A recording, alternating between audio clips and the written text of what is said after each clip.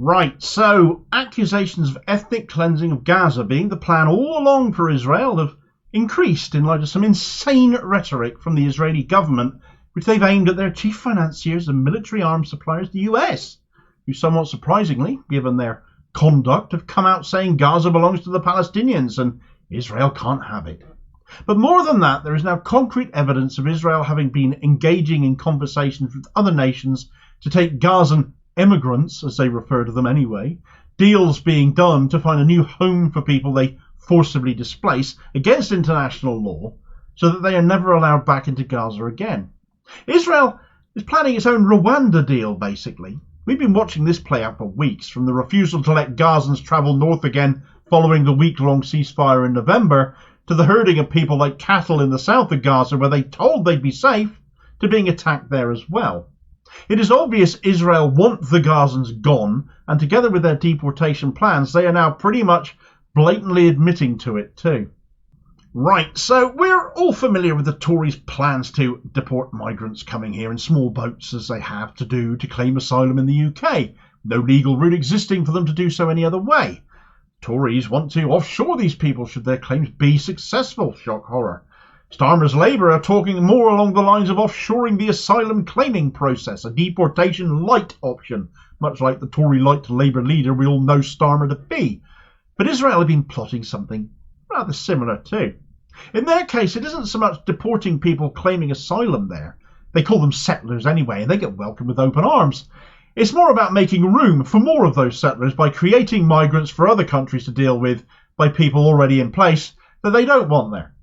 Send them to the Sinai Desert. Send them to Egypt. Send them to other Arab countries, has been spoken about widely in recent weeks. Seen as posturing, seen as perhaps empty rhetoric, since the world would never sanction such ethnic cleansing to take place.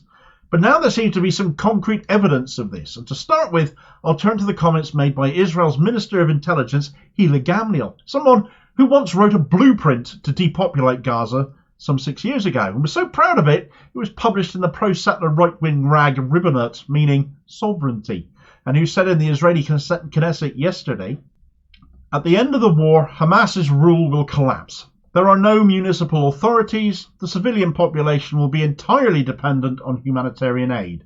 There will be no work, and 60% of Gaza's agricultural land will become security buffer zones. The Gaza problem is not just our problem. The world should support humanitarian emigration because that's the only solution I know." Of course, a post-Hamas situation in Gaza would look like that because Israel would engineer it that way. They control everything going in and coming out of the open-air prison of an occupied territory that it is. A viable Palestinian state is possible, but only if Israel is brought to book to make sure it can happen. Nonetheless, politicians like Gamliel are saying that we all need to accept that Israel is going to take Gaza. They should support the Gazan population being relocated as a result, and that this is the only possible solution. It is as insulting as it is false. It bins the two-state solution idea entirely that Western countries are stuck with and stick to and are devoted to and want to see. It is supremely arrogant, and nobody is going to accept ethnic cleansing for Israel to seize more territory for itself.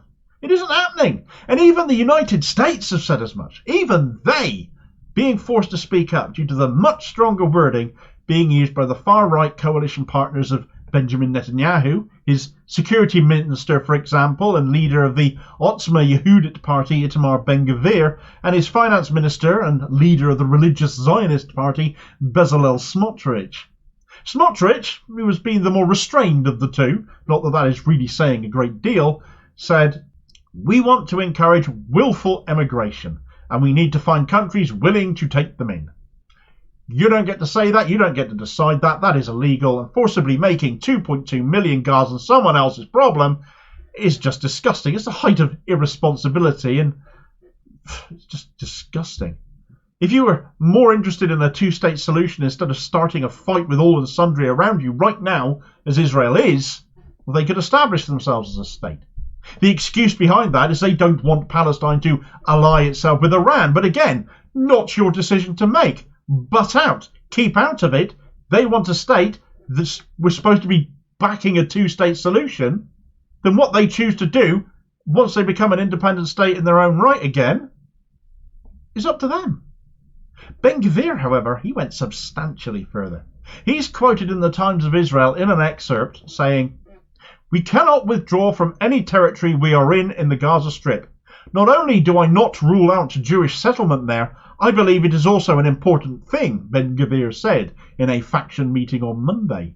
"The war presents an opportunity to concentrate on encouraging the migration of the residents of Gaza," Ben-Gvir told reporters and members of his far-right Otzma Yehudit party, calling such a policy a correct, just, moral and humane solution.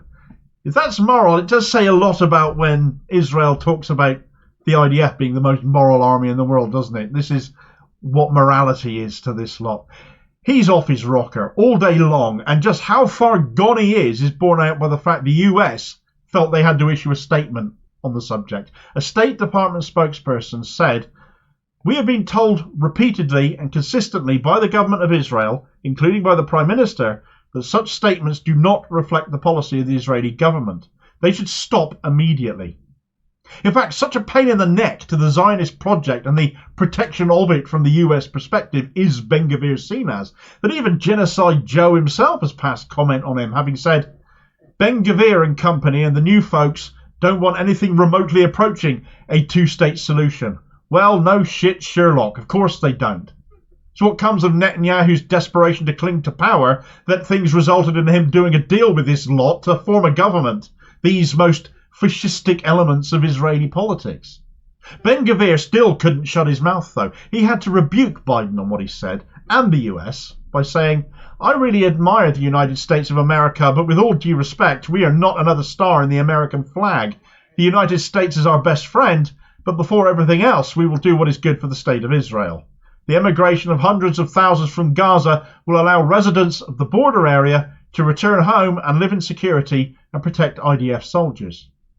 Last time I looked, Israel can't stand on its own 2 feet without copious amounts of US financing, so by all means spit in their faces. I hope the money and the weaponry dry up overnight, but chance would be a fine thing. So anyway, which countries are Israel tapping up over this then? Who are they hoping will take on all these Gazans if such a travesty were ever to come to pass? Well, before I come on to that, at one point Israel tried this before. This isn't the first time they've gone there. They were the originators, in fact, of the idea of sending people to Rwanda. We're going to send Palestinians to Rwanda. They never did a formal deal with Israel exactly. They just offered asylum seekers who had applied to move to Israel, Muslim ones notably, a choice of going back where they'd come from, detention, or they would buy them a one-way ticket to Rwanda. Rwanda summarily got rid of many of those who landed. Now, I used the word choice, didn't I? That choice was given to them under the circumstances of being denied basic human rights, being perpetually harassed and imprisoned periodically from time to time until they came to the obvious conclusion, frankly. So they agreed to it, or it was more of the same. So are they going to do any differently this time? Well, we only have their word for it. The only nation Israel is thus far named as someone they are in clandestine talks with, as it's been put, is Congo. Which Congo, though, was the first thought that came to my mind, but according to Middle East Eye, it is the Democratic Republic of the Congo, who are Rwanda's neighbours, who they are on a war footing with right now, no less. So that'll be safe as houses, won't it? How are the Israelis going to sell that one? Well, we hear Africa's nicest time of year, less shelling than you get in Gaza now. According to Amnesty International, the DRC has continued to experience serious human rights violations, including mass killings in the context of armed conflict and intercommunal violence, a crackdown on dissent and ill treatment of detainees. People from regions affected by armed conflict, including eastern DRC, were particularly affected amid mass displacement and a deepening humanitarian crisis. The authorities continue to show a lack of political will to hold the perpetrators of human rights violations to account. The right to education was violated. Israel are also, according to the Hebrew sister paper to the Times of Israel, Zaman Yisrael, hoping Saudi Arabia will take some in too. But all this does is speak of enabling genocide, apart from anything else. Do these countries, with admittedly checkered histories as they do on such things, really want to go there for Israel's sake?